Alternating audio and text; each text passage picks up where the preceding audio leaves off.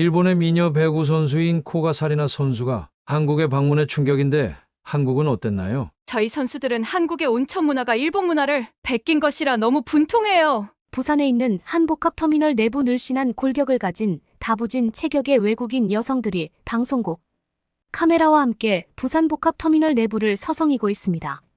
하지만 한 외국인 여성은 촬영을 그만하자며 당장 다시 일본으로 돌아가자는 소란을 피우기 시작하는데요. 촬영 PD조차 당황스러워하던 그때 갑자기 한 한국인 학생이 다가오더니 자신이 메고 있던 가방의 문을 열어 외국인 여성에게 건네줍니다. 가방의 내부를 확인한 외국인 여성은 눈이 휘둥그레지더니 옆에 있던 촬영 카메라까지 불러 세우는데요. 과연 일본의 여성 배구팀 소속 외국인들은 한국에서 무슨 일을 겪은 것일까요? 감동의 모든 것 애청자 여러분. 영상 시작 전 좋아요와 불우이웃을 위해 끝까지 시청 부탁드립니다. 안녕하세요. 저는 일본에서 국가대표 여성 배구팀 소속으로 활동하고 있는 코가 사리나라고 합니다.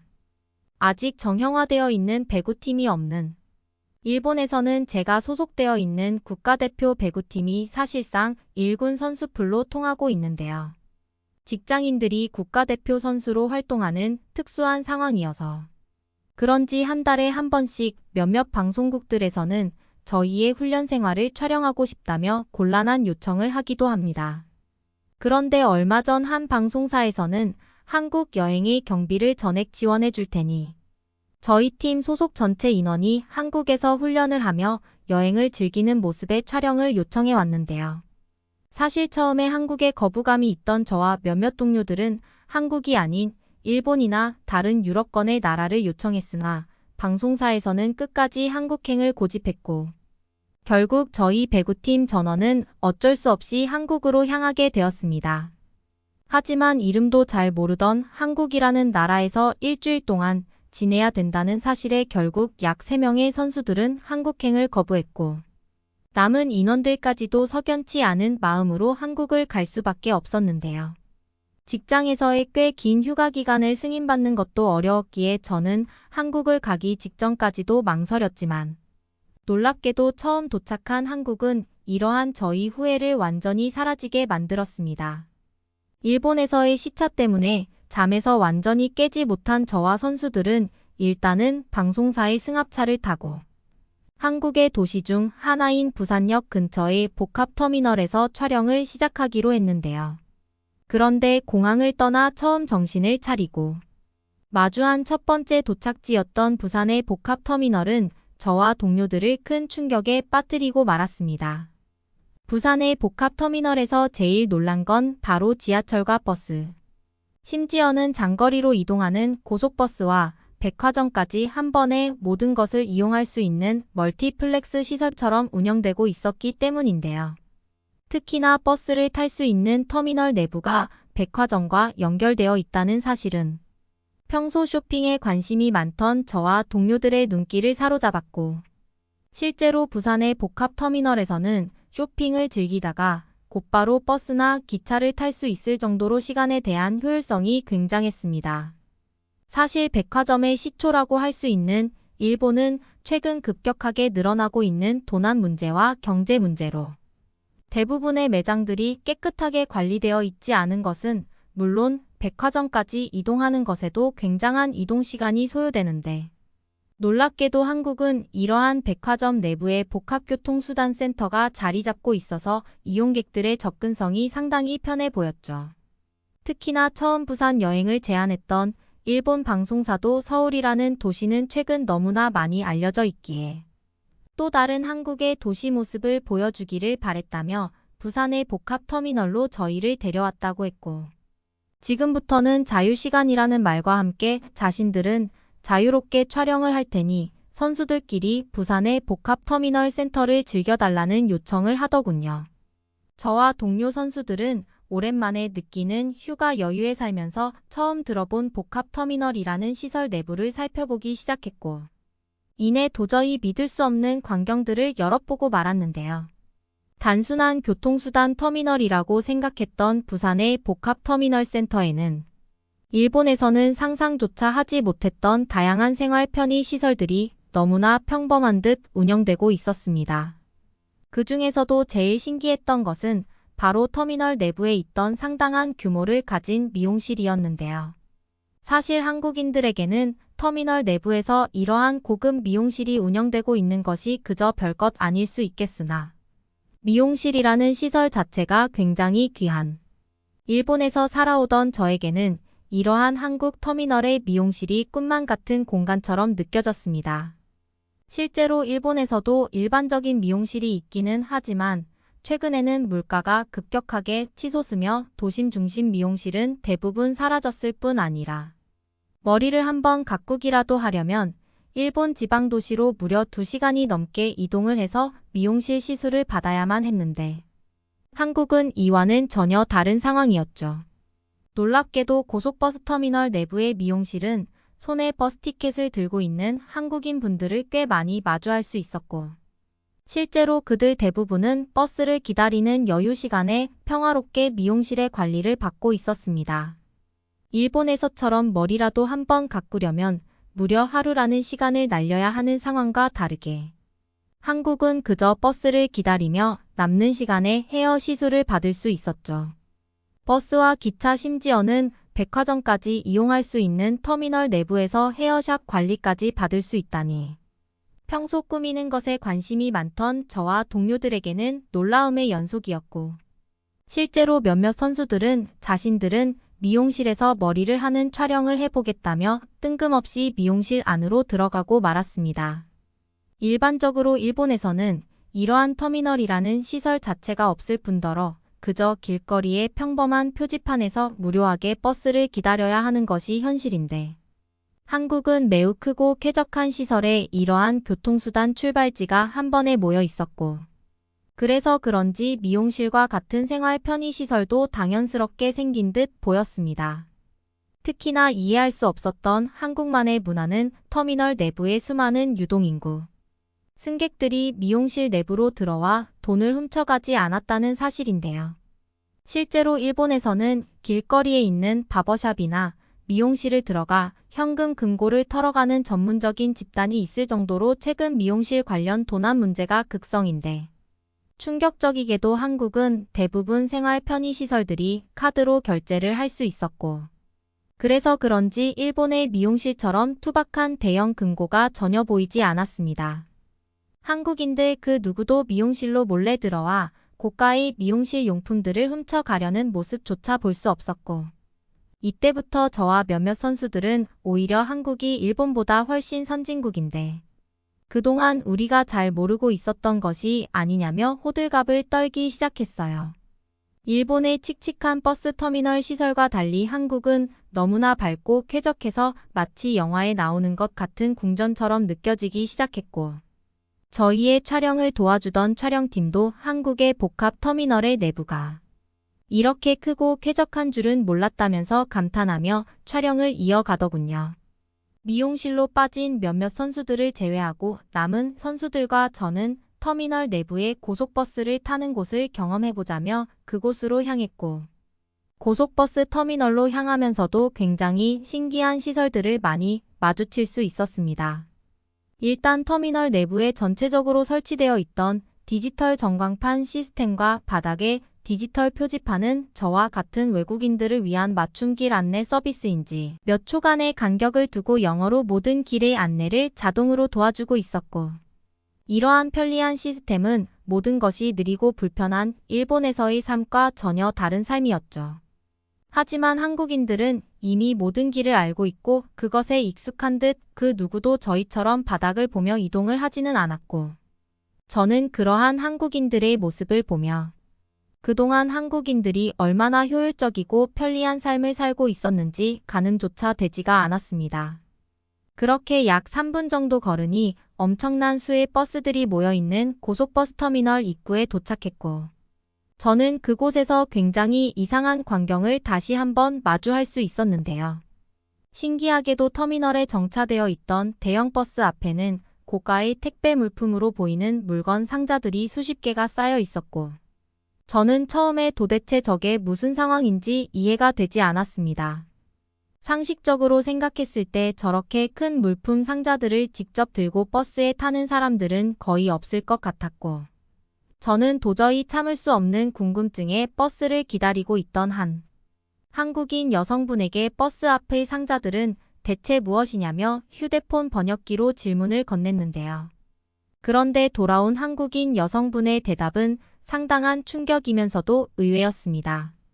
기본적인 영어 소통이 가능한 듯 한국인 여성분은 버스 앞의 대형 박스들은 승객들의 것이 아닌 오늘 안에 빠르게 물품을 받아야 하는 고속버스 택배를 신청한 사람들의 물품이라며 놀라운 설명을 이어나갔고 저와 동료들은 처음에 그 설명이 이해가 되지 않았어요. 일본에서는 기본적으로 택배라는 시스템 자체가 아무리 빨리 오더라도 2주 이상의 시간은 소요되는데 한국인 여성분의 말을 들어보니 고속버스 택배 시스템을 이용하면 3시간 정도 만에 물품을 받는 것이 가능했고 놀랍게도 한국의 고속버스들은 승객들을 태우고 이동시켜주는 것뿐만 아니라 그 지역에서 빠른 택배를 기다리는 손님들을 위한 고속버스 택배 서비스도 함께 운영하고 있었던 것인데요. 살면서 고속버스가 택배를 배달해준다는 사실을 처음 알게 된 저는 한국인들의 아이디어에 감탄할 수밖에 없었고 실제로 약 5분 뒤 한 버스 기사분은 택배를 진칸에 옮겨 싣더니 곧바로 승객들을 태우고 서울로 출발하는 모습을 볼 수 있었습니다. 한국인 여성분은 빨리 물품을 받아야 하는 신선식품이나 지역 특산물의 경우들이 고속버스 택배 서비스의 주요 물품들이라고 했고 서울에 있을 때 고속버스 택배 서비스를 이용해 봤는데 굉장히 편리했다며 그때 당시 받은 택배 물품의 사진까지 보여주더군요. 또한 더욱 놀랄 수밖에 없던 것은 터미널 내부에 있는 수십 대의 버스 앞에 이러한 택배 상자들이 놓여 있는데도 그 누구도 택배에 눈길조차 주지 않고 아무도 훔쳐가지 않고 있었다는 사실입니다. 놀랍게도 제가 태어난 일본에서는 집 앞에 택배 물건을 훔쳐가는 사람들이 엄청나게 많아서 최근에는 이러한 문제 때문에 일부러 위험한 맹견을 키우거나 고가의 CCTV 비용을 투자해 집 앞 전체를 감시하는 불편함을 겪고는 하는데 한국은 충격적이게도 집 앞이 아닌 엄청난 유동인구들이 모여드는 복합터미널의 한복판이었음에도 그곳에 있던 수백 개의 택배들은 미동조차 하지 않았죠. 저는 한국인 여성분에게 혹시나 버스 앞에 놓여있는 택배 상자들을 훔쳐가는 사건은 발생하지 않냐며 추가적인 질문을 건넸으나 한국인 여성분은 그러한 문제는 생각조차 해보지 않았다며 기본적으로 한국인들은 누군가의 물건을 훔쳐가지 않는다는 시민의식이 있다는 놀라운 설명을 해주시더군요. 상식적으로 생각해봐도 주인 없는 택배 상자가 터미널 한복판에 있으면 한 번쯤은 훔쳐갈 만도 한데 아무래도 한국인들은 일본인들과 생각 자체가 다른 것 같았고 저는 바로 그때 한국이 일본보다 더욱 선진국으로 느껴지는 이유가 이러한 높은 시민의식이 있었기에 가능했다는 것을 깨닫고 말았습니다. 실제로 더욱 신기했던 것은 버스 앞에 택배 상자들이 흐트러져 있자 그것을 본 한국인 학생들이 자진해서 택배를 일렬로 쌓아 정리하는 장면을 볼 수 있었고 저는 바로 이러한 모습이 선진국에 거주하는 사람들의 의식 수준이라는 것을 뼈저리게 느낄 수 있었는데요. 모든 것이 불편하고 느린 일본과 달리 한국은 단 하루밖에 겪지 않았지만 모든 것이 편리함 그 자체였고 저는 왜 방송사에서 한국으로의 여행을 끝까지 고집했는지 완벽히 이해하게 되었습니다. 그런데 바로 그 순간 한 동료 선수가 갑자기 이상한 시설을 발견했다면서 날뛰기 시작했는데요. 다른 선수들과 함께 도착한 그곳에는 놀랍게도 터미널 내부의 온천을 즐길 수 있는 목욕탕과 비슷한 시설이 보였습니다. 저희를 따라온 방송사 분들은 눈앞에 있는 것이 한국에서 찜질방이라고 불리는 인기 많은 스파 시설이라며 즉각적인 이용을 권했고 저는 살면서 처음 한국의 찜질방을 이용하게 되었는데요. 사실 처음에는 목욕탕이라는 설명에 단순히 샤워할 수 있는 시설이라고 생각했으나 그 내부는 너무나 다른 장면이 펼쳐져 있었습니다. 전체적으로 찜질방 내부는 바닥이 너무나 따뜻했는데 방송사에서는 한국의 온돌에 대한 느낌을 말해달라며 한국에서는 바닥이 따뜻한 이러한 난방 시스템이 온돌이라는 설명을 해주더군요. 처음 겪은 온돌은 항상 겨울만 되면 한파에 떨어야 하는 일본과는 전혀 다른 느낌이었고, 이상하게도 발바닥부터 몸이 따뜻한 게 느껴지니 온몸이 따뜻한 것처럼 느껴졌습니다. 그리고 한국에 와서 처음 세신이라는 것을 보고 나서 충격을 받았는데요. 사람들이 알몸으로 누워서 잠이 들었는지 미동조차 없었는데 몸에서 지우개 가루가 계속 떨어지고 있었습니다. 그때 저는 저 사람을 살려야겠다고 마음먹었어요.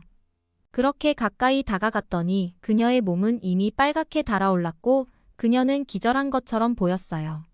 그렇게 세신사분에게 이분의 몸 상태가 이상하다며 빨리 구조대에 연락을 해야 될 것 같다고 소리쳤죠. 하지만 그때였어요. 누워있던 아주머니가 나는 괜찮으니 걱정 말라고 하시더라고요. 그때 알았습니다. 그녀의 표정이 매우 편안하고 천국에 가 있는 사람 같았다는 것을요.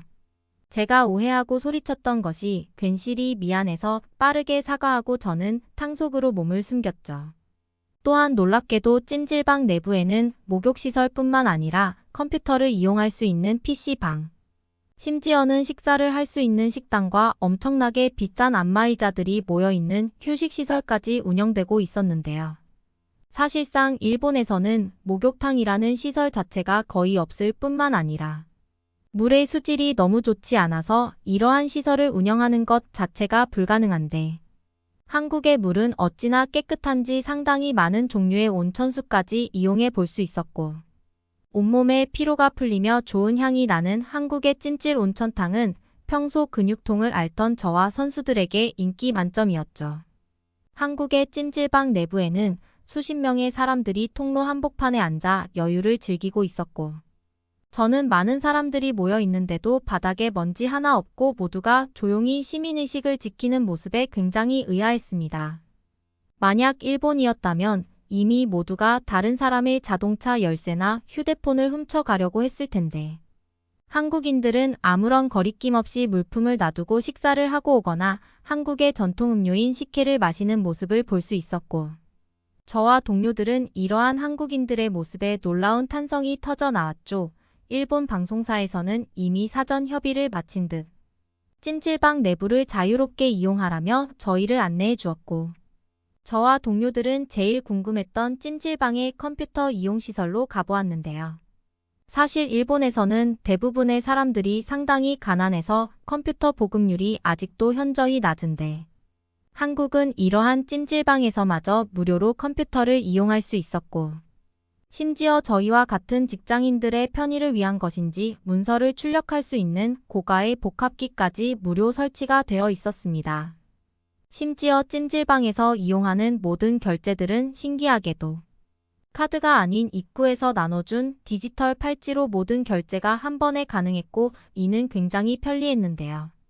일본에서는 아직도 낡은 가게들이 많아 오직 현금만 받는 곳이 많은데 한국은 이미 그러한 수준은 가볍게 뛰어넘어 버린 듯 모든 결제의 이용이 편리하도록 팔찌 하나로 결제를 할 수 있는 시스템을 찜질방 전체 시설에 적용시킨 상태였고 이를 처음 경험한 저와 선수들은 한국인들의 신경 쓸 것이 없는 편리한 디지털 인프라의 삶이 부럽기도 했습니다. 또한 온돌방이라는 곳에서 가만히 앉아서 땀을 빼니 몸이 너무나 가벼워진 것 같았고 평소 배구 훈련 때문에 뭉쳐있던 근육들이 풀리는 느낌마저 들었는데요. 일본 방송사에서는 SNS 계정에 저희의 한국 찜질방 촬영본을 짧게 올렸는데 상당히 인기가 좋다면서 기뻐했고 저와 선수들도 숨겨져 있던 선진국의 나라 한국을 알려야겠다는 이상한 사명감이 생기며 한국에 감사한 마음이 들기도 했습니다. 그 후 부산에서의 시간을 거쳐 서울과 부산을 경험한 저희 배구팀은 놀랍게도 서울에 있는 한 배구팀과의 훈련 일정도 잡게 되면서 약 2개월 뒤 공동의 훈련을 계획하게 되었는데요. 최근 한국의 배구 훈련 방식이 굉장히 효율적이라는 업계 평가가 있었기에 저와 선수들은 한국에서의 여행에서 정말 많은 것을 배워갈 수 있었고 지금도 2개월 뒤 한국에서의 공동훈련 날짜만을 기다리고 있습니다. 아직도 종종 추운 날이면 한국의 찜질방이 생각나기도 하기에 저는 오늘도 그러한 찜질방과 편리한 삶을 누릴 수 있는 한국인들이 그저 부러울 따름이네요. 그러면 다음 사연으로 넘어가겠습니다. 한국에 간다고? 한국에 가면 나을 수 있대? 인터넷에서 요즘 좋아졌다는 글들이 정말 많아. 말도 안 되는 소리 하지 마. 그런 거를 한다고 낫는 게 말이나 돼? 안녕하세요. 저는 모니카입니다. 전 캐나다 밴쿠버에서 지내고 있었는데요. 건강이 좋지 않아서 한국에 방문하게 되었습니다. 어떤 기사 때문에 한국에서 치료를 받으면 희망이 생긴다는 이야기를 들었기 때문이었는데요. 그래서 얼마 전에 남편과 다투었습니다. 저희는 결혼한 지 얼마 되지 않은 신혼부부인데 제가 출산 후 급격히 건강이 안 좋아졌기 때문에 서로 많이 다투고 신경질적이었습니다. 그래서 얼마 전에 다투기도 했었죠. 이 모든 것이 시작된 서울에 도착한 순간으로 돌아가 보겠습니다. 북적이는 도시. 지구에 떨어진 별처럼 반짝이는 불빛. 잠들지 않는 도시의 밤거리는 소리를 상상해 보세요. 신비로우면서도 활기찬 도시 바로 서울이 바로 여러분을 위한 도시입니다. 인천공항에 처음 발을 내딛었을 때 설렘과 걱정이 뒤섞인 감정을 느꼈습니다. 서울은 수년간 저를 괴롭혀온 자가면 역질환의 치료법을 찾을 수 있는 마지막 희망이었기 때문입니다. 캐나다에서는 온갖 방법을 다 써봤지만 효과가 없었습니다. 그래서 저는 집에서 반나절이나 떨어진 낯선 도시에서 해답을 찾고 있었습니다. 서울에서 가장 먼저 눈에 들어온 것은 서울의 에너지였습니다. 생동감 넘치는 도시였죠. 고층 빌딩의 하늘을 찌르고 각계각층의 사람들이 거리를 바쁘게 오갔습니다. 압도적이었지만 좋은 의미에서 좋았어요. 첫 번째 방문지는 한의학 전문 병원으로 유명한 곳이었어요.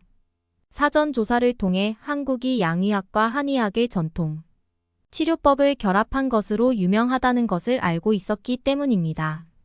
의사들은 친절하고 인내심을 가지고 치료 계획의 모든 단계를 설명해 주었습니다. 단순히 한의학만 이용하는 게 아니라 양의학의 기계들과 한의학의 치료 방법을 결합한 것들이었어요. 그들은 균형과 조화에 대해 이야기했는데 건강이라는 맥락에서 저에게는 생소한 개념이었습니다. 이곳의 의사들은 제 증상만 보지 않고 몸과 마음, 정신 등 전인적인 면을 보았습니다. 제가 가장 먼저 배운 것 중 하나는 한의학에서 음양의 철학과 기, 에너지 흐름의 개념이었습니다. 정말 흥미로웠어요. 의사들은 이러한 에너지의 불균형이 어떻게 질병으로 이어질 수 있는지, 그리고 균형을 회복하기 위한 치료법이 무엇인지 설명해 주었습니다. 저는 제가 지금까지 저희 체질과 얼마나 안 맞는 삶을 살아왔는지 반성했어요. 제 치료 요법에는 침술이 포함되었는데 처음에는 회의적이었습니다. 왜냐면 들어오면서 머리에 바늘이 찔린 사람을 봤거든요. 하지만 침술은 기적과도 같았습니다. 특정 혈자리에 침을 놓았을 때 거의 아프지 않았습니다. 그 대신 몇 년 동안 느껴보지 못한 해방감과 이완감을 가져다 주었습니다. 세션이 끝나면 종종부항 요법을 받았는데 활력을 되찾은 기분이 들었습니다. 그 다음에는 한약을 처방받았어요. 저는 각각 고유한 치유력을 지닌 다양한 허브 뿌리 식물을 소개받았습니다. 인삼이 주로 들어간 한약을 먹었는데 신기했어요. 어떤 화학작용이 이루어지는 게 아닌데도 매일 아침 일어날 때 활력이 달려졌거든요. 제 치료에서 가장 큰 영향을 미친 것 중 하나는 마음 챙김과 명상이었습니다. 저는 호흡에 집중하고 그 순간에 존재하는 법을 배우는 세션에 참석했습니다. 마음이 항상 바빴기 때문에 힘들었습니다. 하지만 연습을 거듭하면서 이전에는 경험하지 못했던 평화로움과 명료함을 찾았습니다. 마음이 점점 평온해지는 것을 느낄 수 있었어요. 청계천을 따라 처음 걸었던 기억이 납니다. 서울 한복판에 아름다운 개울을 따라 걸으며 깊은 대화를 나누는 사람들도 있었고 평온함을 즐기는 사람들도 있었죠. 불과 몇 걸음 떨어진 번잡한 거리와는 극명한 대조를 이뤘습니다. 그때 저는 서울이 현대적이면서도 전통적이고 빠르게 변화하면서도 고요한 대조적인 도시라는 것을 깨달았습니다. 음식은 저에게 모험이 되었습니다. 김치, 비빔밥, 불고기를 먹어봤어요. 각각의 요리는 풍미가 폭발적이었고 제가 한식을 얼마나 좋아하는지 놀랐어요. 단순히 맛을 떠나 한국인들은 고기뿐만 아니라 야채와 단백질까지 한 끼로 모두 섭취하고 있었습니다. 한의학 선생님께서 말씀해 주신 것처럼 얼마나 균형을 중요시하는 나라인지 알 수가 있었어요. 이곳에서 음식은 단순한 생계수단이 아니라 문화의 일부이자 사람들과 소통하는 방식이었습니다. 저는 또한 도시의 풍부한 역사를 탐험했습니다. 경복궁은 그 장엄한 아름다움에 숨이 맺을 것 같았습니다. 경복궁을 거닐면서 마치 과거로 돌아간 듯한 기분이 들었습니다. 조선 왕조에 대해 배웠고 그 역사가 오늘날 한국 문화에 얼마나 많은 영향을 미치고 있는지 알게 되었죠. 하루가 일주일이 되고 몇 주가 지나면서 저는 서울과 사랑에 빠지게 되었습니다. 건강도 느리지만 확실하게 좋아지고 있었고 정신도 맑아지고 있었습니다. 서울은 제가 상상하지 못했던 방식으로 저를 치유해주고 있었습니다. 현대와 전통의 조화, 낯선 사람들의 친절함, 문화의 아름다움 등 모든 것이 제 치유 과정의 일부였습니다. 서울에서 저는 힐링이 단순히 몸만 치료하는 것이 아니라 영혼에 영향을 공급하는 것이라는 것을 배웠습니다. 그리고 다음 여정을 준비하면서 서울은 언제나 제 마음속에 특별한 장소가 될 것이라는 것을 알았습니다. 치료를 통해 건강이 개선되는 것을 느끼기 시작했습니다. 끊임없는 피로가 서서히 새로운 에너지로 바뀌고 있었습니다. 증상의 빈도가 줄어들고 몸과 마음이 모두 강해졌다고 느꼈습니다. 하지만 저를 놀라게 한 것은 신체적 치유만이 아니었습니다. 한의학의 전인적 접근 방식, 즉 한의학이 사람을 전체적으로 바라보는 방식이었습니다. 한의학은 단기적인 치료가 아니라 장기적인 건강을 추구했습니다. 제 몸에 기울이고 몸의 신호를 이해하고 몸을 존중하는 법을 배웠습니다. 서울에서 여행을 계속하면서 건강과 치유에 대한 관점이 바뀌었습니다. 의학은 단순히 약과 시술이 아니라 생활습관 균형 조화에 관한 것이라는 것을 깨달았죠. 그리고 한의학은 저에게 균형 잡힌 삶의 기술을 가르쳐 주었습니다. 서울에 살면서 전통시장과 한약방을 자주 방문했습니다. 그중 한 시장에서 따뜻한 미소와 지혜로 반짝이는 눈빛을 가진 원로 한약사 주인분을 만났습니다. 그는 저에게 다양한 한국 전통 치료법을 소개하고 자신의 삶과 자신이 도왔던 사람들에 대한 이야기를 들려주었습니다. 또한 치유에 있어 정서적 교감과 연민을 강조하는 한국의 정이라는 개념에 대해서도 알려주었습니다. 그는 마음과 감정이 병의 근원이고 믿었습니다. 우리는 종종 자연과 인간 사이의 조화의 중요성과 현대 생활이 때때로 이러한 균형을 깨뜨리는 방식에 대해 이야기를 나누었습니다. 특히 어느 날 한약방 주인분과 북한산 국립공원을 산책하던 날이 기억에 남습니다. 우거진 숲 사이를 걸으며 여러 식물을 가리키며 약효에 대해 설명해 주셨죠. 자연 한가운데에 있는 살아있는 약국이었습니다. 그는 자연을 존중하는 것의 중요성과 자연이 우리에게 주는 혜택에 대해 이야기했습니다. 저는 이 도시 한가운데서 이렇게 자연을 경험하게끔 해준 서울의 감사함을 느꼈어요. 우리의 우정은 차분한 허브차 한 잔을 마시며 시작되었습니다. 제가 향기로운 차를 마시면서 김 원장은 한의학의 원리에 대해 이야기해주곤 했습니다. 그는 기 에너지의 개념과 그것이 몸을 통해 어떻게 흐르는지에 대해 소개했습니다. 식습관과 생활습관 같은 외부 요인이 어떻게 기의 흐름을 방해하여 질병으로 이어질 수 있는지 설명해 주셨죠. 그의 가르침은 단순한 의학적 조언이 아니라 인생의 교훈이었습니다. 우리의 대화는 종종 인생과 철학에 대한 토론으로 이어졌습니다. 김 선생님은 자연과 더불어 조화롭게 사는 것을 중요하게 생각하셨어요. 그는 저에게 깊은 애정과 애착을 뜻하는 한국적 개념인 정에 대해 가르쳐 주었습니다. 또한 캐나다에서 저와 선생님이 이렇게 만난 것도 다 우연히 겹친 결과라면서 놀랍지 않냐고 말씀하셨어요. 이러한 대화를 통해 저는 서울과 캐나다라는 전혀 다른 곳에 살고 있지만 한국과 제가 얼마나 연결되어 있는지 느낄 수 있었어요. 건강이 계속 좋아지면서 저를 치유하는 것은 단지 치료와 약초가 아니라는 것을 깨달았습니다. 그것은 제가 맺은 관계, 제가 받아들인 문화, 그리고 제가 형성한 우정이었습니다. 김 원장은 저에게 치료사 이상의 존재였고 한국의 마음을 보여준 친구였습니다. 그를 통해 진정한 치유는 몸과 마음, 정신이 모두 포함된다는 것을 알게 되었습니다. 그는 건강뿐만 아니라 삶의 모든 측면에서 균형의 중요성을 가르쳐 주었습니다. 한국에서의 여정을 계속할 준비를 하면서 저는 제가 배운 지식과 치유법뿐만 아니라 제가 맺은 우정의 따뜻함도 함께 가져갔습니다. 김 씨는 제 이야기의 일부이자 건강을 향한 여정의 일부가 되었습니다. 서울 여행의 또 다른 하이라이트는 온천물로 이루어진 목욕탕을 방문한 것이었습니다. 단순히 목욕만 하는 곳이 아니라 미네랄이 풍부한 천연 온천을 활용한 휴식의 중심지였습니다. 미네랄이 풍부한 따뜻한 물에 몸을 담그고 있으면 긴장이 풀리는 것을 느낄 수 있었습니다. 찜질방으로 알려진 한국 전통 사우나의 즐거움과 이점도 발견했습니다. 이 대중목욕과 휴식을 위한 장소가 아니라 다양한 연령대의 사람들이 함께 모여 긴장을 풀 수 있는 사회적 허브였습니다. 찜질방, 온탕, 휴식 공간이 어우러져 심신의 활력을 되찾을 수 있는 공간이었죠. 이곳에서 저는 몸의 온도를 유지하면서 사계절을 이겨내며 건강을 유지하는 한국인들의 모습을 볼 수 있었습니다.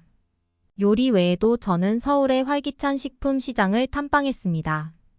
광장시장 같은 곳은 오감의 향연이었습니다. 다채로운 색감, 음식, 익는 냄새, 상인들이 자신의 상품을 외치는 소리는 짜릿했습니다. 고소한 부침개부터 달콤한 떡까지 다양한 음식을 맛보았습니다. 한 입 한 입 먹을 때마다 한국인의 생활 방식을 엿볼 수 있었습니다.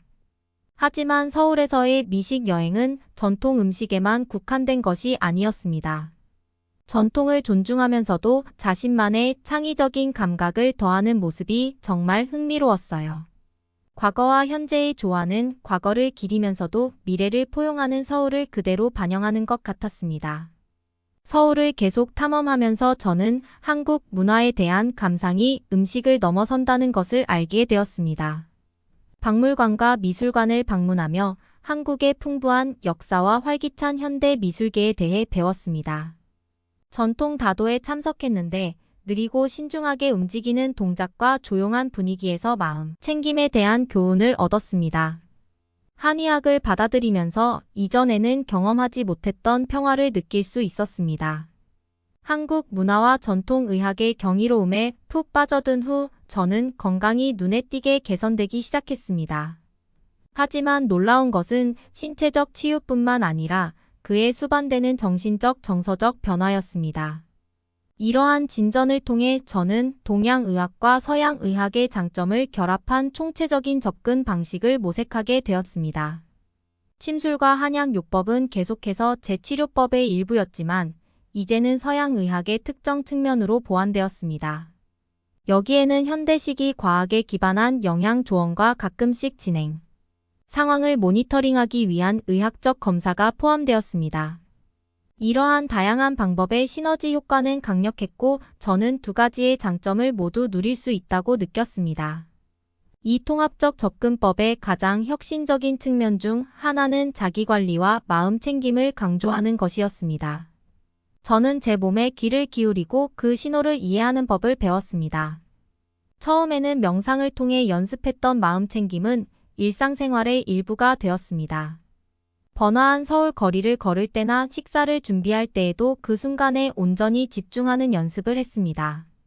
제 여정을 되돌아보면서 회복은 목적지가 아니라 계속되는 여정이라는 것을 깨달았습니다. 회복의 길은 단순히 질병에서 치유되는 것이 아니라 새로운 삶의 방식을 발견하는 것이었습니다. 삶의 모든 측면에서 균형과 조화, 기쁨을 찾는 것이었습니다. 한국에서의 여정을 통해 건강이란 단순히 질병이 없는 것이 아니라 신체적, 정신적, 사회적으로 완전한 웰빙 상태라는 것을 깨달았습니다. 한의학과 서양의학의 통합은 서로 다른 관점을 포용하고 조화를 이루는 힘의 증거였습니다. 지금까지 치유되지 않았던 몸이 가벼워지는 것을 느낄 수 있었습니다.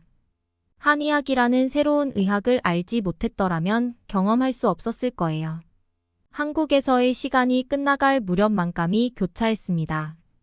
고향으로 돌아가 가족과 친구들을 볼 수 있다는 설렘과 함께 제2의 고향이 된 이 아름다운 나라를 떠나야 한다는 슬픔도 살짝 느껴졌습니다. 한국은 저에게 치유와 지혜, 잊을 수 없는 추억 등 많은 것을 주었습니다. 서울을 떠날 준비를 하면서 제 여정을 되돌아보게 되었습니다. 처음 한국에 도착했을 때 저는 자가 면역 질환의 치유라는 단 하나의 목표에 매진하고 있었습니다. 한국이 제 존재의 모든 부분에 얼마나 깊은 영향을 미칠지 예상하지 못했습니다. 육체적 치유뿐 아니라 정신적, 정서적, 영적 성장이야말로 제 여정을 진정으로 정의하는 것이었습니다. 서울의 첨단 병원부터 전통한 약방, 명상, 세션, 활기찬 시장까지 모든 재회복에 기여해주는 것이었습니다. 자가면역 질환의 경우 관리가 가장 중요한데 저는 수많은 병원을 다녔다가 서울에 와서야 제 병에 대해 이해할 수 있었던 것입니다. 가장 중요한 깨달음 중 하나는 건강에 대한 관점이 달라졌다는 것이었습니다. 진정한 건강은 몸뿐만 아니라 마음과 정신의 균형이라는 것을 알게 되었습니다. 조화와 균형을 중시하는 한국 문화는 저에게 건강을 바라보는 새로운 시각을 보여주었습니다. 짐을 싸면서 기념품뿐만 아니라 허브차 일기장, 그리고 가장 중요한 추억과 교훈 등 제가 수집한 보물들을 꼭 챙겨야겠다고 생각했습니다. 제 마음과 머릿속에 묻어둔 한국의 한 조각을 가지고 돌아가는 것이었습니다. 캐나다로 돌아가는 여정은 성찰의 시간이었습니다. 한국에서 배운 교훈을 어떻게 고국에 돌아가서 제 삶에 녹여낼지 생각했습니다. 한국 문화의 아름다움과 힐링의 지혜를 사랑하는 사람들과 나누고 싶었습니다. 마음챙김 수련을 계속하고 한식을 식단에 포함시킬 계획을 세웠습니다. 한국에서 찾은 균형과 조화는 제 삶에서 유지하기로 결심했던 것들이었습니다. 캐나다에 도착했을 때 저는 새로운 사람이 된 기분이었습니다. 그리고 남편에게 제 상태를 보여주었더니 남편도 정말 놀라더군요.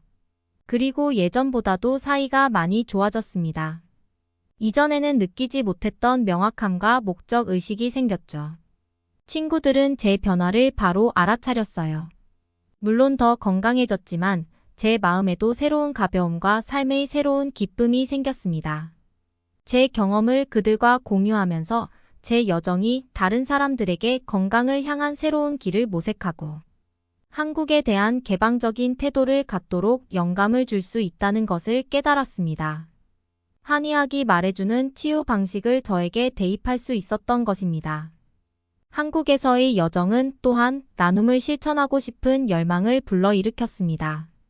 저는 제가 배운 한국과 명상법을 공유하는 소규모 커뮤니티 그룹을 시작했습니다. 제 일상에서 한국의 정신을 살리고 한국이 제게 가져다준 기쁨과 건강을 전파하는 방법이었습니다. 돌이켜보면 한국으로의 여정은 단순한 치유를 위한 여정이 아니라 변화의 여정이었습니다. 회복 탄력성 문화 교류의 힘, 전인적 건강의 중요성에 대해 배웠습니다.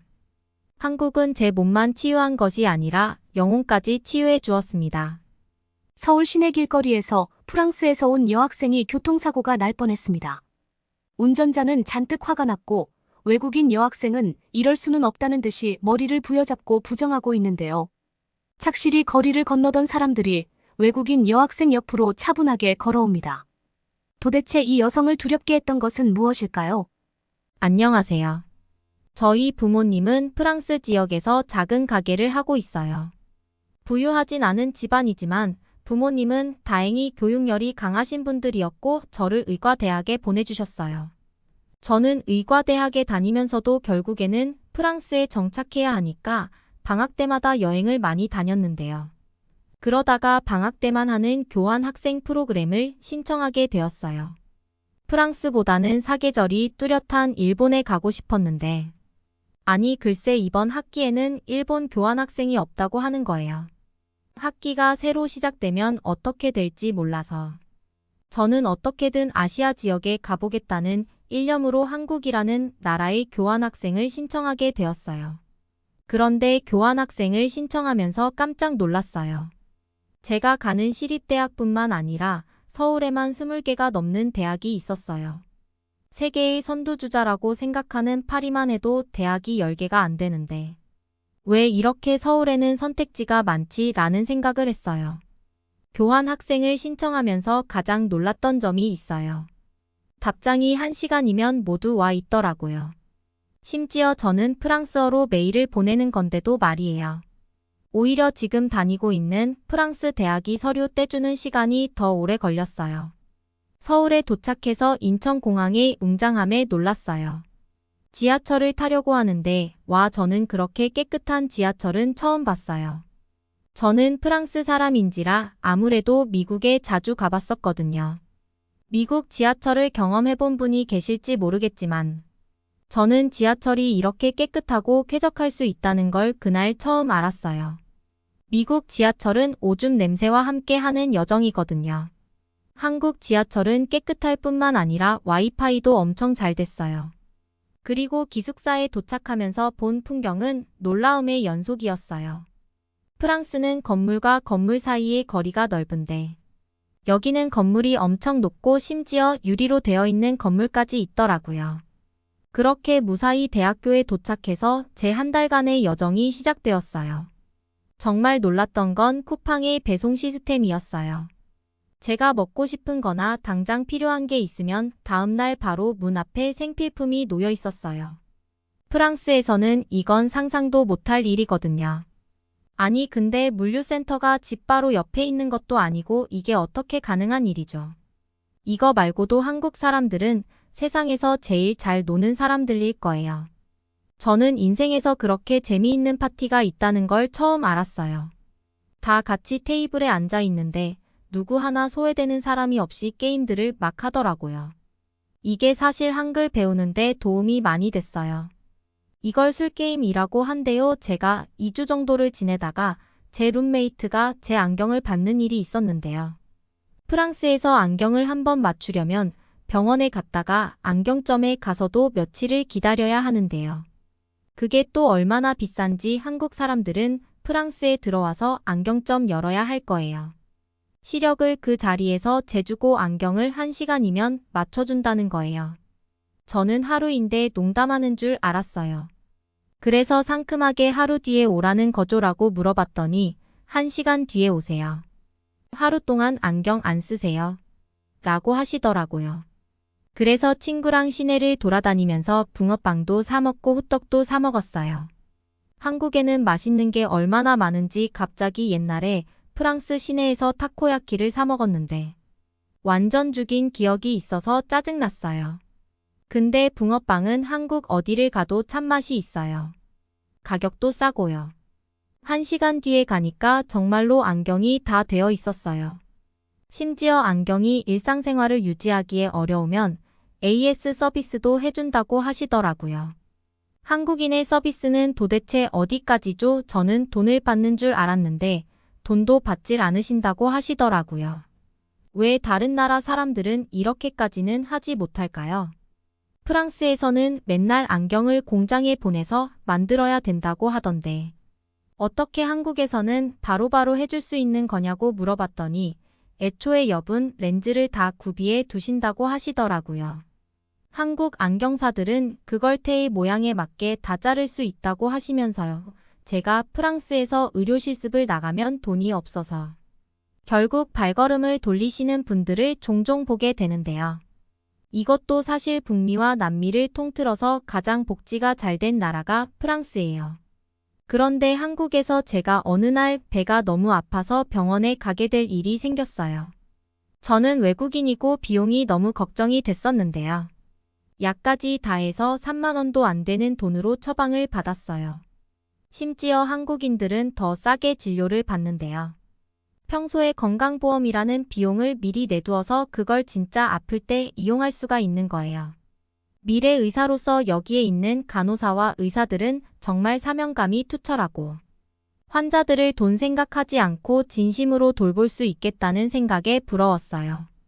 영상통화로 엄마한테 사실 아팠다가 약을 먹고 나았다고 말했더니 외국에 보내놓고 걱정됐는데 잘 살고 있는 것 같다며 눈물을 흘리시더라고요. 그리고 부러워하셨어요. 심지어 저는 한국에서 머리색도 바꾸고 파마도 했어요. 프랑스에서 미용실은 머리를 자르는 것만 해도 5만 원 정도는 써야 하거든요. 근데 한국 친구들을 보니까 두세 달에 한 번씩은 미용실에 가는 거예요.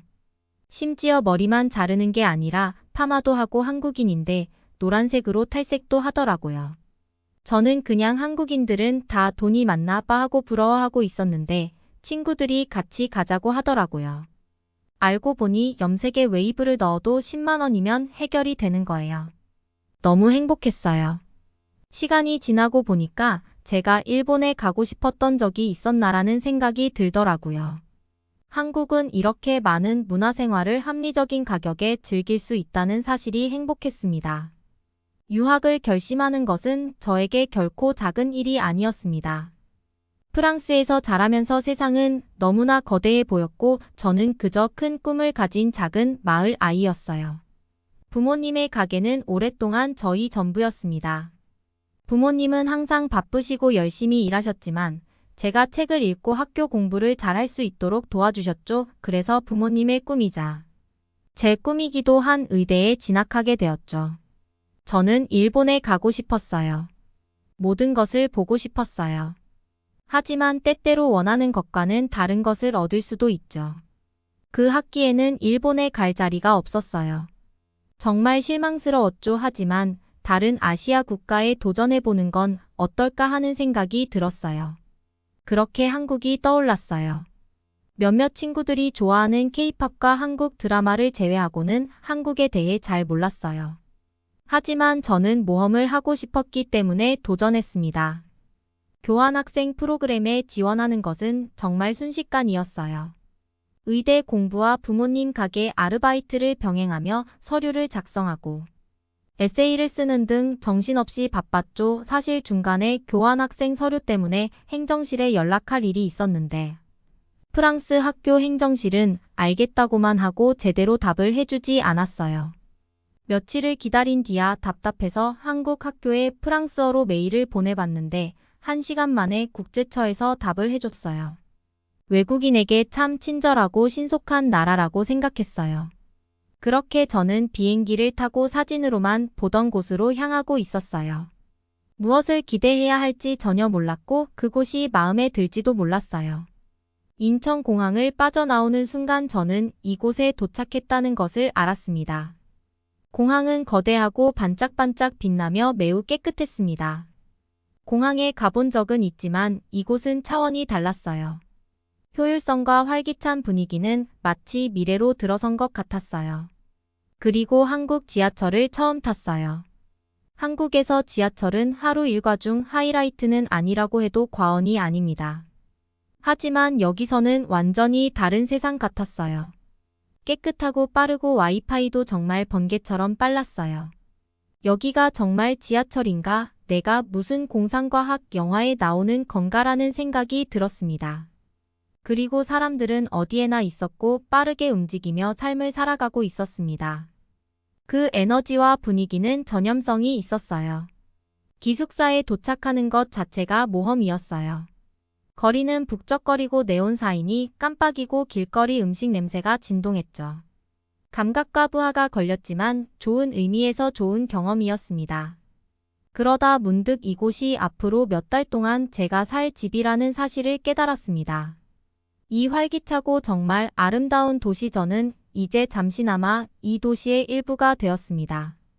사소한 일처럼 들릴지 모르지만 한국 문화의 효율성과 친절함에 대해 눈을 뜨게 하는 경험으로 바뀌었습니다. 빠르고 효율적이며 웃으면서 일하는 한국인의 업무 방식을 엿볼 수 있었습니다. 대중교통 시스템, 우편 서비스, 심지어 의료 서비스까지. 모든 것이 기름칠이 잘 된 기계처럼 잘 작동하는 것 같았습니다. 한국 사람들은 제가 유학생이라는 사실을 알고 제가 모든 것을 이해하고 편안하게 지낼 수 있도록 최선을 다해 도와주셨어요. 단순한 비즈니스 거래가 아니라 진정한 배려와 친절의 표시였습니다. 한국 사회의 효율성과 따뜻함을 보여준 많은 사례 중 하나가 되었습니다. 사소한 것이 얼마나 큰 차이를 만들 수 있는지 한 나라의 일상생활에 대한 접근 방식이 저 같은 외국인에게 얼마나 깊은 인상을 남길 수 있는지에 대한 교훈을 얻었습니다. 한국에서 경험한 작고 평범해 보이는 순간이 저에게 큰 인상을 남겼습니다. 바로 길을 건널 때입니다. 네, 맞습니다. 길을 건너는 단순한 행동이었지만 한국 사람들과 그들의 문화에 대해 많은 것을 말해주었습니다. 프랑스에서는 무단횡단이 매우 흔한 일입니다. 사람들은 신호와 상관없이 틈이 보이면 바로 길을 건너는 경우가 많습니다. 하지만 한국에서는 달랐습니다. 저는 서울에서 바쁜 어느 날 아침 이 사실을 처음 알았습니다. 여느 때처럼 서둘러 횡단보도에 도착했습니다. 신호등은 빨간불이었지만 차가 오지 않았습니다. 본능적으로 앞으로 나아가기 시작했지만 멈췄습니다. 왜 멈췄을까요? 제 주변에 아무도 움직이지 않았기 때문입니다. 이게 당연한 거라고 생각한다면 당신은 한국 사람이에요. 프랑스에서는 사람 운동 그 다음으로 운전하는 사람이라는 우스갯소리가 있을 정도예요. 그 정도로 사람들이 무단횡단을 일삼습니다. 키 작은 마을 같은 곳에서는 차가 당연히 나를 피해갈 거라는 확신이 있어요. 수많은 사람들이 인내심을 가지고 녹색 신호가 켜지기를 기다리고 있었습니다. 밀치는 사람도 조급해하는 사람도 없었고 차분한 질서만 있었습니다. 모두가 규칙을 존중하고 서로의 공간과 안전을 존중하는 모습이 인상적이었습니다. 단순히 법을 지키는 것이 아니라 집단적인 책임감이 느껴졌습니다. 시간이 지나면서 저는 이 습관을 몸에 익히게 되었습니다. 법에 대한 존중뿐 아니라 주변 사람들에 대한 존중을 바탕으로 녹색 신호가 켜질 때까지 기다렸습니다. 작은 행동의 변화였지만 이 습관을 통해 저는 질서와 존중을 중시하는 이 사회의 일원으로서 공동체와 더 많이 연결되어 있다고 느꼈습니다.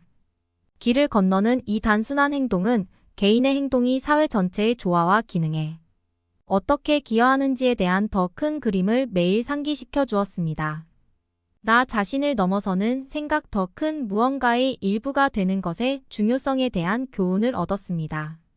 한국에서 더 많은 시간을 보내면서 저에게 깊은 감동을 준 것 중 하나는 식사 문화였습니다. 외식 물가가 저렴한 편에 너무나 다양한 음식들이 있어서 프랑스에서 평생 먹었던 음식보다 2개월 동안 교환학생을 와서 먹은 음식이 더 가짓수가 많을 정도였어요. 또 프랑스에는 길거리 음식이 별로 없는데 한국은 어딜 가도 다양한 간식을 사 먹을 수 있어서 좋았어요. 한국 사람들이 얼마나 먹을거리에 진심인지를 알 수 있었어요.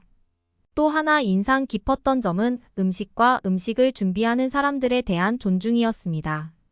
한국에는 잘 먹겠습니다 라는 말이 있습니다. 식사 전에 음식과 음식 준비에 수고한 분들에게 감사하는 마음을 표현하기 위해 하는 말입니다. 이 간단한 말 속에는 먹는 행위에 대한 감사와 존경, 마음가짐 등 많은 것이 담겨 있습니다. 사소해 보일 수도 있지만 제게는 한국 사회의 강력한 반영이었습니다. 규율과 공동체에 대한 존중, 뿌리 깊은 질서 의식을 보여주었습니다. 이러한 공동체적 존중과 질서의 사례를 점점 더 많이 접하면서 이것이 한국 사회의 근간이라는 것을 깨달았습니다. 혼자 사는 것이 아니라 함께 사는 것이 중요하다는 것을 깨달았습니다. 이러한 깨달음은 제 한국 생활에 큰 변화를 가져다 준 많은 것들 중 하나였습니다. 때때로 가장 심오한 교훈은 가장 단순한 행동에서 나온다는 것을 알게 되었습니다. 한국에서 길을 건너는 것은 단순히 한쪽에서 다른 쪽으로 이동하는 것이 아니라 서로 배려하고 존중하며 조화롭게 살아가는 공동체의 일원이 되는 것이었습니다. 처음 며칠은 새로운 경험의 연속이었어요. 발음할 수 없는 음식도 먹어보고 셀 수 없을 만큼 길을 잃기도 하고 세계 각지에서 온 사람들을 만났죠.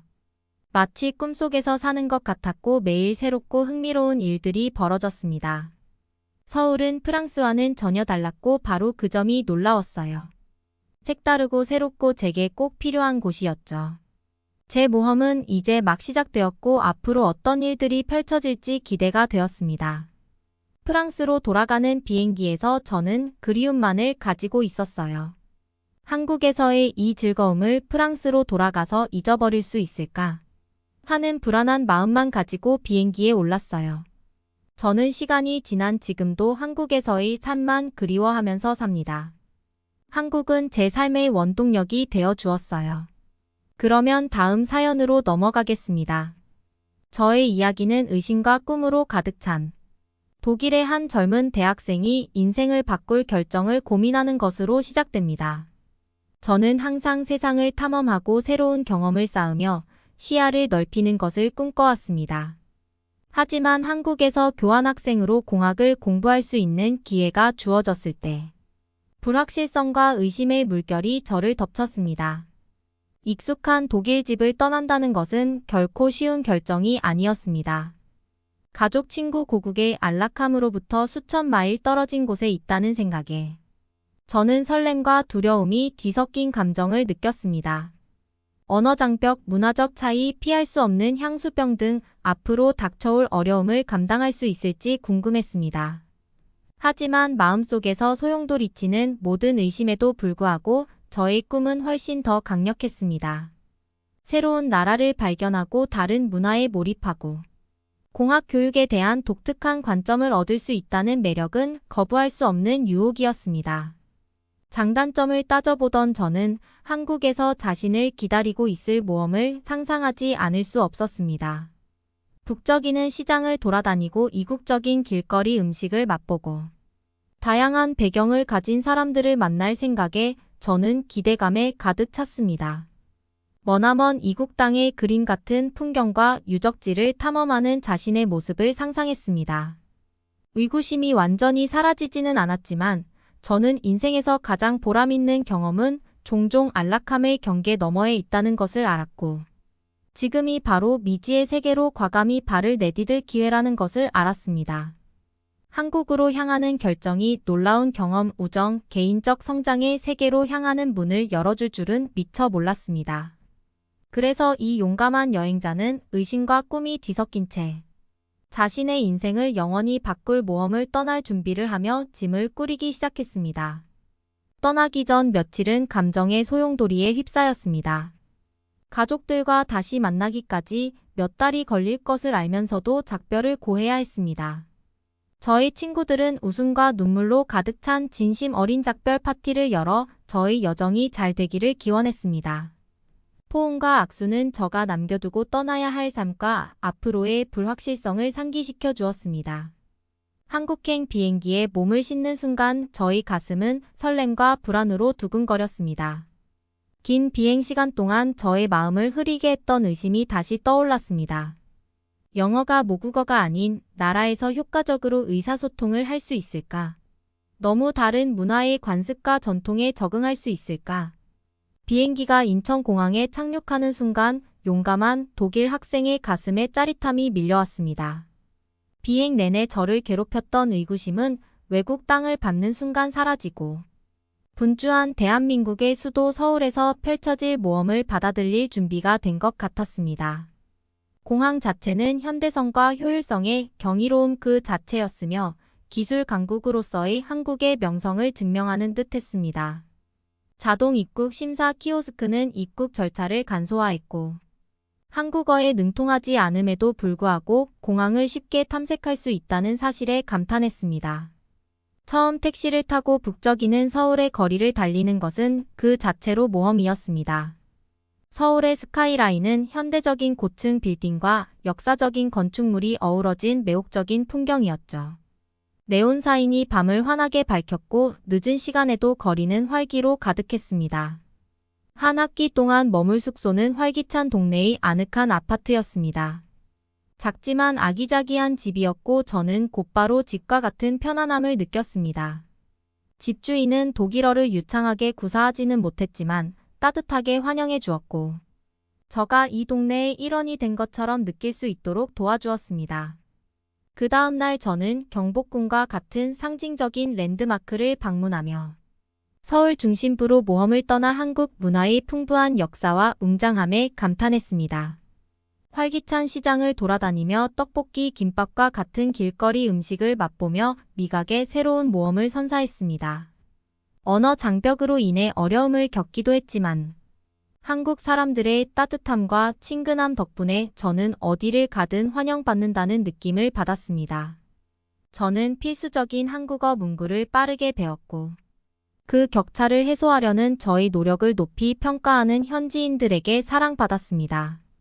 가장 기억에 남는 순간 중 하나는 덕수궁에서 수문장 교대식을 목격한 것입니다. 화려한 볼거리와 정교한 수문장 교대 의식에 저는 경외감을 느꼈고 한국의 풍부한 문화유산에 대해 더 깊이 이해할 수 있게 되었습니다. 날이 갈수록 서울은 더 많은 매력을 드러냈습니다. 강남의 트렌디한 동네부터 남산공원의 고즈넉한 아름다움까지 저는 서울과 서울 사람들의 매력에 푹 빠질 수밖에 없었습니다. 그래서의 새로운 생활에 적응해 가면서 여행 초기에 가졌던 의구심은 점점 사라지기 시작했습니다. 저는 자신의 학문적 성취뿐만 아니라 시야를 넓히고 마음에 지울 수 없는 흔적을 남길 수 있는 특별한 모험의 정점에 서 있다는 것을 깨달았습니다. 이 용감한 독일 학생의 한국 여행은 단순히 서울의 활기찬 거리를 탐험하는 것뿐만 아니다. 놀라운 학문적 모험이기도 했습니다. 첫 수업에 들어섰을 때 저는 한국에서의 학업 경험을 정의하게 될 광경즉 최첨단 기술을 마주했습니다.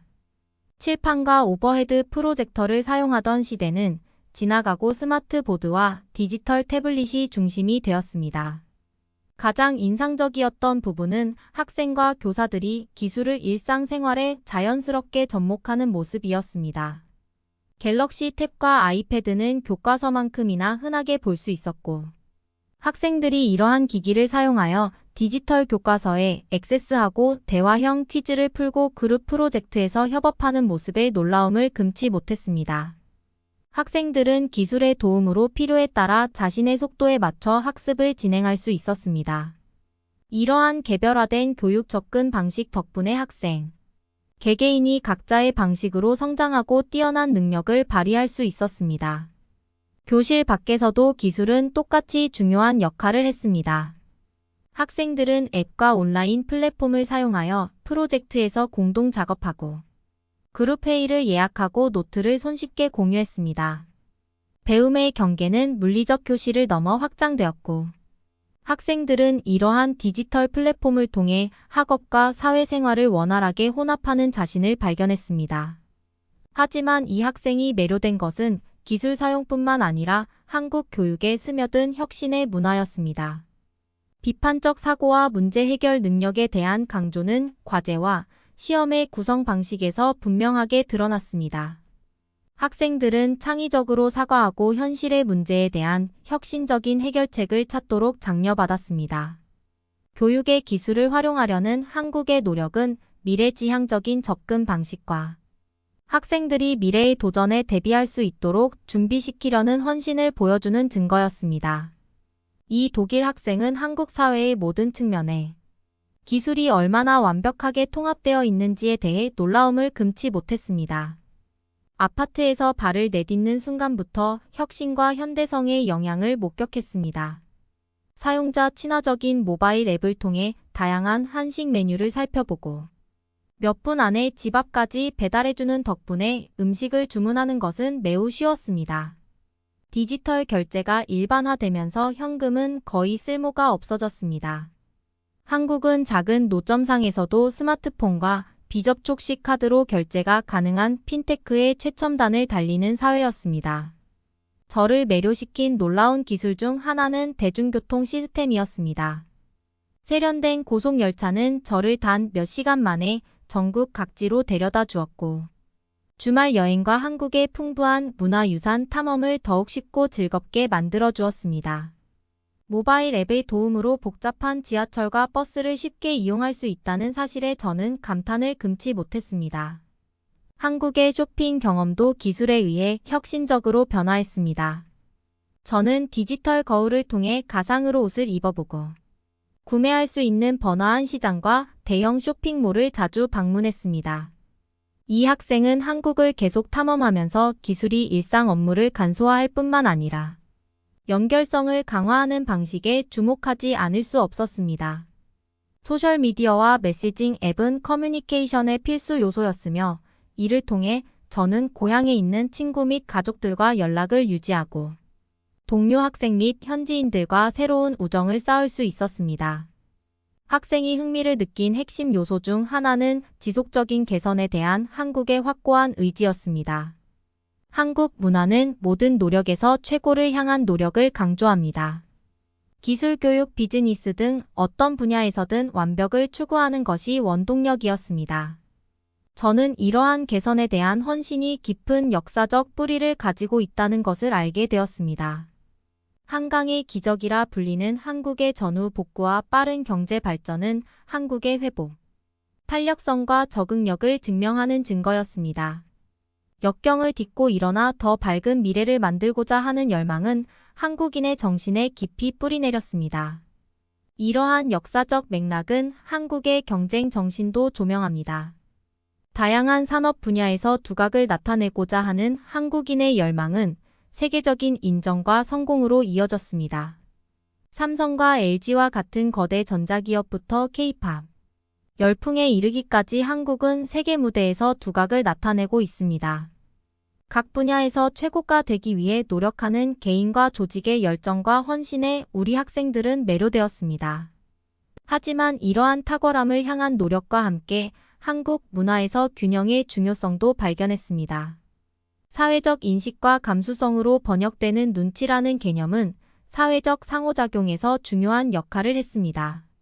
한국인들은 타인의 감정과 필요를 파악하는 능력을 중요하게 생각하며 관계에서 조화의 중요성을 강조했습니다. 한국에서의 캠퍼스 생활은 학문 문화행사 협업학습이 어우러졌습니다. 다양한 배경을 가진 학생들이 각자의 교육 목표를 추구하기 위해 함께 모여 무한한 에너지가 넘치는 분위기였습니다. 공동체 의식을 느낄 수 있었고 우리 학생은 전 세계에서 온 사람들과 금세 우정을 쌓았습니다. 독일에서의 교육과 비교했을 때 느낀 가장 큰 차이점 중 하나는 학습에 대한 협력적인 접근 방식이었습니다. 그룹 프로젝트와 팀워크는 단순히 권장되는 것이 아니라 커리큘럼의 필수적인 요소였습니다. 학생들은 개별적으로 뛰어난 능력을 발휘할 뿐만 아니라 팀의 일원으로서 효과적으로 일하는 방법을 배웠습니다. 이처럼 협업을 강조하는 교육은 학우들 사이의 단결력과 동지애를 키워주었습니다. 또한 1년 내내 캠퍼스에서 열리는 활기찬 문화축제와 행사에도 깊은 인상을 받았습니다. 추석과 같은 한국 전통 축제부터 학생들의 다양한 개성을 보여주는 국제축제까지 항상 흥미로운 행사가 열렸습니다. 이러한 행사는 즐거움을 선사할 뿐만 아니라 다양한 문화와 전통에 대해 배울 수 있는 소중한 기회이기도 했습니다. 캠퍼스 경험이 가장 심오한 측면 중 하나는 아마도 글로벌 관점을 접할 수 있었다는 점일 것입니다. 다양한 국가의 학생들과 교류하면서 상상도 하지 못했던 방식으로 저희 세계관이 확장되었습니다. 저는 정치, 문화, 사회 문제에 대한 토론에 참여하면서 자신의 선입견에 도전하고 시야를 넓히는 통찰력을 얻었습니다. 특히 캠퍼스 내 복지와 정신건강 지원에 대한 강조에 깊은 인상을 받았습니다. 전인적 교육에 대한 한국의 접근 방식에는 학생들의 신체적, 정서적 웰빙을 증진하기 위한 자원과 프로그램이 포함되어 있었습니다. 정신 건강에 대한 이러한 초점은 독일에서 경험했던 학업에 대한 압박감과 신선한 대조를 이루었습니다. 기숙사 생활은 저희 소속감을 더욱 깊게 했습니다. 다른 나라에서 온 학생들과 생활 공간을 공유하면서 그들의 문화를 직접 배울 수 있는 기회를 가졌습니다. 함께 요리하고 식사를 나누며 이야기를 나누고 세계 각국의 명절을 축하했습니다. 문화의 용광로 같은 공간에서 학생들은 글로벌 커뮤니티의 일원이 될 수 있는 기회를 소중히 여겼습니다. 학업에 더 깊이 파고들면서 저는 엄격한 학업 환경에 몰입하게 되었습니다. 커리큘럼은 도전적이었지만 엄청난 보람도 있었습니다. 비판적 사고 문제 해결 지식의 실제 적용에 중점을 둔 커리큘럼은 저를 학문적 성장과 개인적 발전의 길로 이끌었습니다. 학생들을 위한 지원 시스템은 저가 이전에 경험한 것과는 달랐습니다. 교수들은 단순한 교육자가 아니라 학생들의 성공에 진정으로 관심을 갖는 멘토였습니다. 업무 시간은 학업적인 문제에만 국한되지 않고 개인적인 지도와 멘토링을 위한 공간도 제공했습니다. 캠퍼스 시설은 최고 수준이었으며 최첨단 실험실과 연구 기회를 제공했습니다. 우리 학생은 이러한 자원을 최대한 활용하여 공학 지식을 실제 문제에 적용할 수 있는 연구 프로젝트에 참여했습니다. 이는 학생에게 지속적인 영향을 남긴 실습학습 경험이었습니다. 강의실 밖에서도 한국은 계속해서 다양한 경험을 제공했습니다. 한국의 풍부한 문화유산은 탐험할 수 있는 충분한 기회를 제공했습니다. 고즈넉한 산세 속에 자리 잡은 고대 사찰을 방문하고 전통 다도에 참여하고 한국 서예를 배우기도 했습니다. 주말은 종종 친구들과 함께 한국의 여러 지역으로 여행을 떠나는 모험으로 가득했습니다. 제주도의 아름다운 자연부터 유서 깊은 도시, 경주까지 각 여행지마다 한국의 다양한 풍경과 역사를 엿볼 수 있는 특별한 경험을 선사했습니다. 또한 한국에서의 생활은 독일에서의 경험과는 다른 안정감과 신뢰감을 가져다 주었습니다. 저는 사회가 상호 존중과 타인에 대한 배려로 운영된다는 것을 알았습니다. 사람들은 인내심을 가지고 줄을 섰고 공공장소는 놀라울 정도로 깨끗하고 잘 관리되어 있었습니다. 이 학생은 밤에 거리를 걸어도 안전하다고 느꼈고 그 느낌을 소중히 간직했습니다. 이러한 안정감은 저희 사회적 상호작용에도 영향을 미쳤습니다. 저는 한국 사람들에게서 관찰한 예의 바르고 배려심 깊은 행동을 자연스럽게 받아들이게 되었습니다. 이는 저희 사회적 태도의 작지만 중요한 변화였으며 저가 흡수하고 있는 문화적 영향을 강조하는 것이었습니다. 이 학생이 한국에서의 모험을 정의하는 학습과 생활의 조화로운 조화를 보여주는 증거였습니다. 저희 학문적 추구는 멘토의 지원과 최첨단 기술에 대한 접근으로 더욱 풍성해졌고 한국의 문화와 풍경을 탐험하면서 한국과 더 깊은 관계를 맺을 수 있었습니다. 한 저의 일상생활을 특징 짓는 안정감과 신뢰감을 탐구하여 저가 새로 찾은 고향에서 전반적인 웰빙과 만족감을 느끼는데 기여했습니다. 여러분은 어떻게 보셨나요? 응원과 격려의 한마디씩을 댓글로 남겨주시기 바랍니다. 사연자분들께 전달해드리겠습니다. 실제 사연 제보를 받고 있습니다. 채택되신 분께는 작은 선물도 보내드리고 있습니다. 저희의 사연이 여러분의 하루에 작은 힘이 될 수 있었으면 좋겠습니다. 감동적인 사연을 주변 분들과 이야기 나눠보세요. 더욱더 좋은 영상으로 다시 찾아뵙겠습니다.